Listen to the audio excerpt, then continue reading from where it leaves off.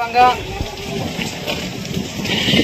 నన్ను దోల్తాపురం గ్రామానికి ఆహ్వానించిన హరి రామాంజనేయులు మన గ్రామ పెద్దలు అందరికీ మా యొక్క గుమ్మనూరు కుటుంబం తరఫున నమస్కారాలు తెలియజేసుకుంటున్నా. ఈరోజు అట్లే గుడి పూజ సందర్భంగా వచ్చినాం కాబట్టి అదే ఎలక్షన్ కూడా ఇంకా 13 రోజులు ఉంది కాబట్టి మనం ఈ ఎలక్షన్లోన నేను ముందుగా టీడీపీ నాయకుల్ని వాళ్ళందరూ టీడీపీ కార్యకర్తల్ని నన్ను క్షమించాలని కోరుకుంటున్నాను. నేను ఎందుకు మాట చెప్తున్నానంటే కొంతమంది మాటలు విని ఆ మాట నమ్మి మిమ్మల్ని నేను ఆస్తిపరంగా కాదు కానీ వ్యక్తిగతంగా బాధ పెట్టిండొచ్చు. ఆ బాధ ఎట్లా పెట్టాననేది కూడా మీకు తెలుసది. నేను ఎట్లుంటుందంటే మనిషిని నమ్మిన తర్వాత ఆ మనిషి కోసం నేను ప్రాణమైన ఇస్తా. కానీ అధిక వ్యక్తి కూడా అలాగే నమ్మింటే నేను ఈ పొద్దు మీసం బెలేసుకొని తిరుగుతుంటే వాళ్ళు ఎంటేసుకొని గుమ్మనూరు నారాయణ అంటే ఏమోలే ఆశామాసి పక్కలో కుసి పెట్టుకుంటాడో ఇంట్లో పక్కలో భోజనం చేపించుకుంటాడు అనుకోవచ్చు. భోజనం చేపించుకున్నది తెలుసు, పక్కలో కుసి పెట్టుకున్నది తెలుసు. నా జోలు గాని నాకు సంబంధించిన క్యాడర్ జోలు గాని ఎవరైనా కూడా తల ఎత్తి చూసినా వాళ్ళు భయపడిచ్చినా గానీ నా సంగతి ఆల్రెడీ మీరు 2019 ఎలక్షన్ అయిపోయినాక బాగా చూసినారంతా. నా పక్కలో ఉండి చూసినారు. ఈ రోజు చెప్తున్నా రాజకీయంగా చేసుకుంటేనే ప్రశాంతంగా ఉంటారు.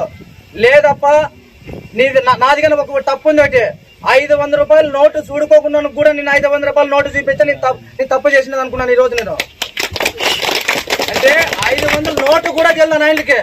అట్లా నాయనకి నేను 500 రూపాయల నోటు చూపించి ఈ రోజు ఎంతో మంది ప్రేమ ఆప్యాయతను నేను ఒకరిద్దరికి పెత్తనం కట్టి ఈ రోజు నేను ప్రేమ ఆప్యాయతను పోగొట్టుకున్నా. ఈ రోజు చెప్తున్నా అక్కడ గుంటకల్లలో గుమ్మనూరు జయరామన్న గెలిచేది ఎంతైతే నిజమో ఇక్కడ వీరభద్ర గౌడ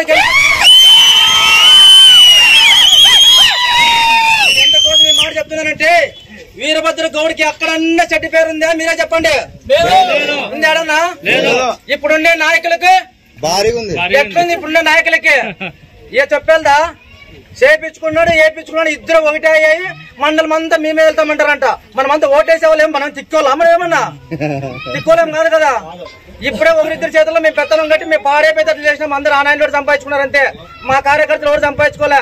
టీడీపీ నాయకులు ఇబ్బంది పెట్టడం కూడా వాళ్ళ నుంచే. ఛాలెంజ్ చేసి చెప్తున్నా, మీరు రాజకీయంగా చేయండి. ఏజెంట్లు లేకుండా చేస్తాము అది లేకుండా చేస్తామంటే మీరు ఎంత మొగోళ్ళు నేను 2014 నుంచి ఈ పొద్దున వరకు చూస్తున్నా. నేనే లేకుండా మీ బతకలేడా, మీ పదవులేడా, మీరేడా? నిజమా కదా? ఈ నాయనలు ఎవడన్నా ఎంపీటీసీ అవుతుండ్రా, ఎంపీపీలు అవుతుండ్రా, సర్పంచ్లు అవుతుండ్రా?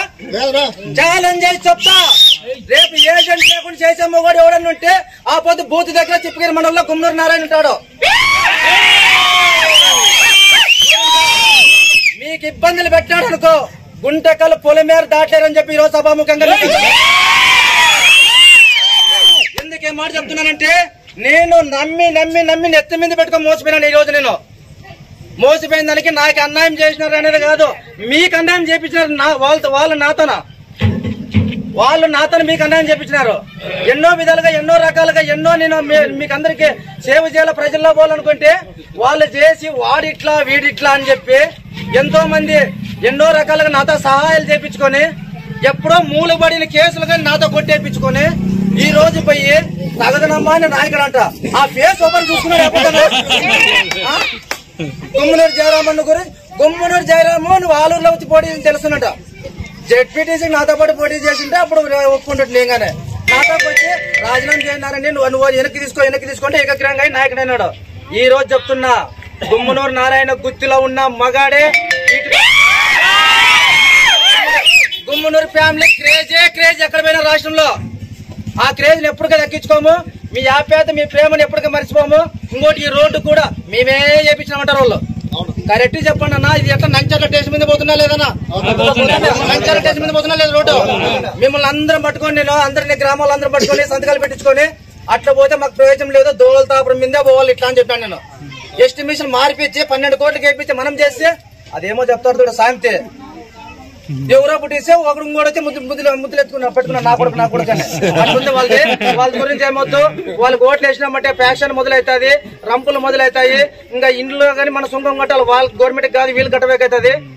ఇంకోటి మనకి మన చంద్రబాబు సార్ గారు ముఖ్యమంత్రి అయిన తర్వాత అమ్మ ఒడి అని వాళ్ళు పెట్టి ఒక ఇంటికి ఒకటే ఇస్తుండ్రి. తల్లి వందనం మన ఇంట్లో 2 3 4 ఒక్కో ఇంటికి ఒక్కో పిల్లోనికి 15,000 రూపాయలు ఈ రోజు చంద్రబాబు ముఖ్యమంత్రి ఆయనకి ఇస్తాడని చెప్పి సభ ముఖ్యంగా తెలియజేసుకుంటున్నా. మన అక్క చెల్లెమ్మలకు వాళ్ళకి గ్యాస్ 3 సిలిండర్లు ఉచితంగా ఇస్తాడని చెప్పి ఈ రోజు చంద్రబాబు నాయుడు చెప్పడం జరిగింది. చంద్రబాబు నాయుడు వచ్చిన తర్వాత వృద్ధాప్య పింఛన్ అయితేనేముంది, అదే విధంగా వితంతు పింఛన్ అయితేనేముంది, ఎస్సీ ఎస్టీ బీసీ మైనార్టీలకు 50 సంవత్సరాలకి 4,000 పింఛన్ అని చెప్పి ఈ రోజు చెప్పడం కూడా జరిగింది. ఇవన్నీ ఒక ఎత్తు అయితే మన మండలంలో జరిగే రాజకీయం ఒకటే. ఎవడో ఒకడు 2 3 వాళ్ళని వీళ్ళని పట్టుకొని మండలం అంతా నాదే ఏజెంటే లేడు టీడీపీ కంట. ఇంతకు ముందు మనం కానీ వైఎస్ఆర్ లో ఉన్నాం కదా, ఆ రోజు ఎవరు టీడీపీలో ఏజెంట్ కూర్చోలేదా? ఈ మొగోళ్ళే కదా నిన్న అబద్ధం కూర్చున్నారు కదా. ఏంటికి ఓటేసినాము? జయరామ్ మంచోడు, జయరాముని చూసి మనం ఓటు వేయాలని చెప్పి వేసినారా లేదా మీరంతా? లేకపోతే 40,000 ఓట్లు మెజార్టీ వస్తాయా? ఈ రోజు వీరభద్ర గౌడ్ ఎక్కడ పోయినా మంచోడు అంటారు కానీ ఆయన పేరు మీద ఎక్కడన్నా మంచి ఉందా? ఇప్పుడుండే క్యాండిడేట్ పైన ఏమన్నా ఏడన్నా మంచి పని చేసిన ఎడనుందా?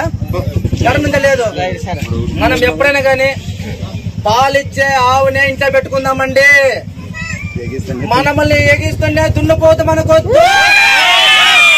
అది ఎప్పటికైనా కానీ మనం తొంటుంది. ఈ రోజు ఆల్రెడీ నంచర్ల దోల్తాపుల్లో అట్లాంటి దున్నపోతలు సాకొని తొన్నించుకున్నాను. మీరు మాత్రం నియోజకవర్గంలో ఆ దున్నపోతను తొన్నించుకోవద్దని సభాముఖంగా తెలియజేసుకుంటూ ముగించుకుంటున్నా. జై టీడీపీ.